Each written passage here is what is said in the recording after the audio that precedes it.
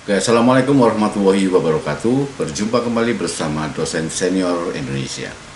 Ya, saudara, hari ini saya akan sharing kepada Anda bagaimana kita memfranchisekan usaha kita yang sudah berhasil. Artinya apa? Kita harus berusaha dulu, kemudian usaha kita kalau mau memperbesar adalah dengan cara memfranchisekan. Artinya dikembangkan melalui modal orang lain. Ya, itulah kenapa kita harus berusaha semaksimal mungkin supaya usaha kita berkembang dan kemudian kita bisa memfranchisekan usaha kita menjadi besar.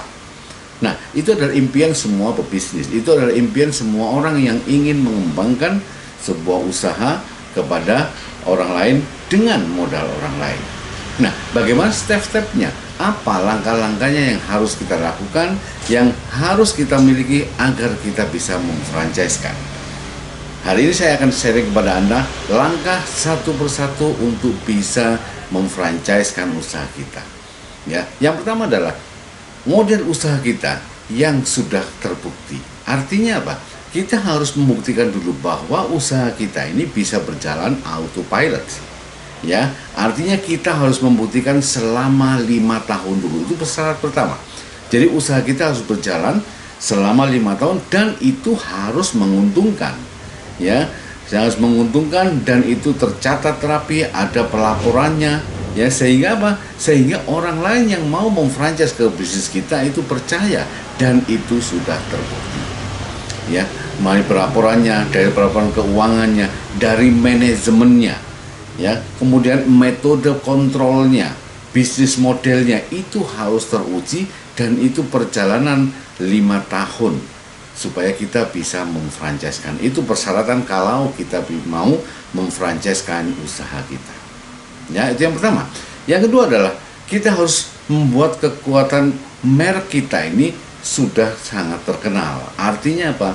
Kita harus membuat brand dulu. Kita harus bagaimana kita memperkuat brand kita supaya brand kita ini diakui oleh orang lain dan diketahui oleh masyarakat banyak. Ya, nah untuk membuat brand itu kita harus membuat brand yang mudah diingat, kemudian tidak panjang, ya, yang mana itu brand kita ini harus sesuai dengan apa yang kita jual, apa yang sesuai dengan produk kita, sehingga brand kita itu bisa membuktikan atau bisa menunjukkan bahwa brand kita ini sesuai dengan produk kita. Ya, kita harus perkuat dulu brand kita harus perkuat merek kita, bagaimana logonya, namanya seperti apa, itu yang harus kita perkuat. Ya, itu yang kedua. Yang ketiga adalah kita harus membuat sistem operasionalnya itu seperti apa. Kita harus terdokumentasi.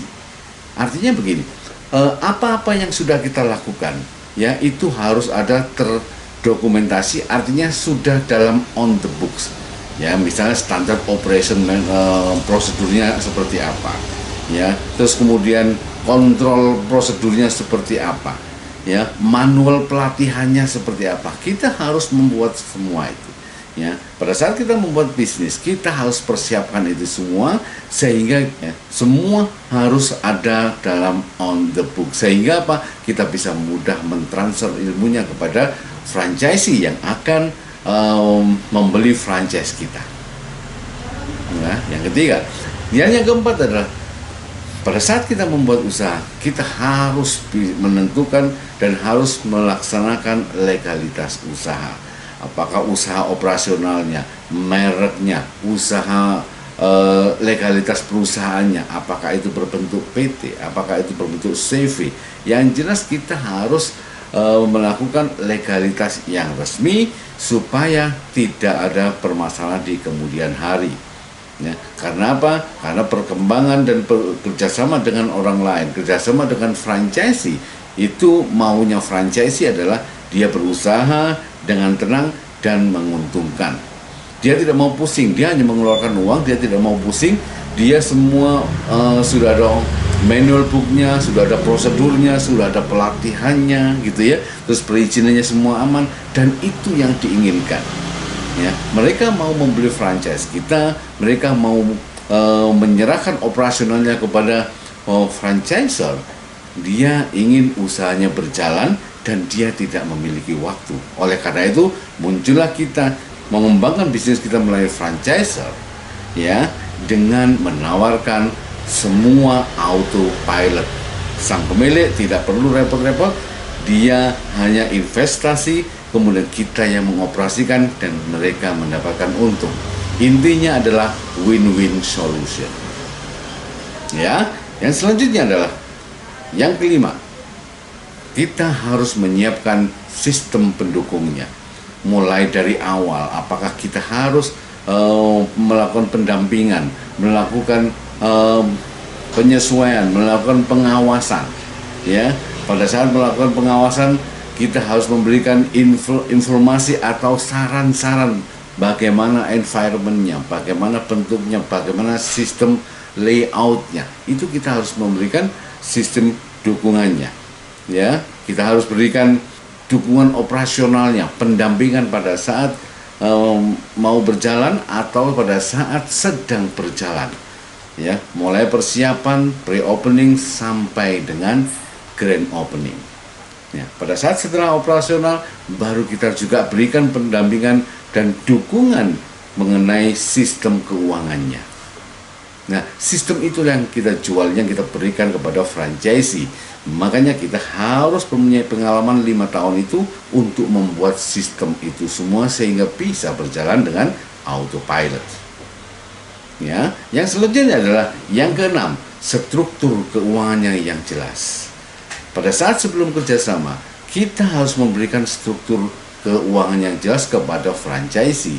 Ya, royaltinya berapa, uang awalnya berapa, kemudian manajemen fee-nya, kemudian biaya-biaya yang lain apakah ada atau tidak. Pada saat operasional, biaya kunjungannya ada atau tidak, terus kemudian biaya pendampingan, kemudian sistem penggajian, royalti dan manajemen fee itu harus dijelas di awal supaya apa? Kerjasama kita dengan franchisee itu bisa berjalan dengan langgeng dan sama-sama saling mengetahui. Ya, yang selanjutnya adalah yang ketujuh, kita harus berkonsultasi dengan badan hukum. Artinya apa? Kita harus konsultasi sistem kerjasamanya seperti apa, kontraknya seperti apa, supaya semua dinaungin dalam hukum yang berlaku di negara ini. Ya, yang selanjutnya yang kedelapan, kita harus memiliki pasar yang sudah terbukti. Artinya begini, franchisee mau bekerja sama dengan kita, mau membeli franchise kita, dia berasumsi bahwa begitu dia buka usahanya sudah berjalan dan ramai. Artinya apa? Mereka akan mencari franchisor yang benar-benar terbukti, yang memiliki pangsa pasar yang jelas, yang sudah diketahui oleh masyarakat. Sehingga apa? Dia tidak repot-repot lagi untuk mencari pasar yang baru. Ya, oleh karena itu perbedaannya orang yang mau franchise dengan usaha mandiri, di situ bedanya. Orang yang mau franchise, dia mau begitu buka sudah tersetting dengan baik dan pasar sudah jelas. Sehingga apa? Sehingga usaha dia berjalan dengan baik. Ya, tentunya dia pasti akan membayar fee dan lain sebagainya. Tetapi dengan membayar fee itu usahanya dia tetap berjalan dan dia tetap mendapatkan keuntungan. Ya, dan yang terakhir, ya, kita harus bisa berkomunikasi dengan baik. Kita harus memegang integritas, kita harus memegang tanggung jawab serta kepercayaan yang diberikan kepada kita sebagai franchisor. Ya, orang bekerja sama dengan kita, mereka karena percaya dengan brand kita, karena percaya dengan diri kita sebagai sang owner. Ya, nah kepercayaan itu harus kita pertanggungjawabkan supaya apa? Hubungan berjalan dengan lancar, hubungan berjalan dengan langgeng. Ya, karena hubungan berjalan dengan langgeng karena semua berjalan dengan baik dan win-win solution, semua saling diuntungkan. Ya, itulah langkah-langkah yang harus kita lakukan supaya kita bisa mengembangkan bisnis kita melalui modal orang lain. Ya, semoga ini bisa bermanfaat bagi Anda dan Anda bisa menjadi seorang pengusaha yang sukses dan memiliki franchise yang besar. Sukses bersama dosen senior Indonesia. Terima kasih.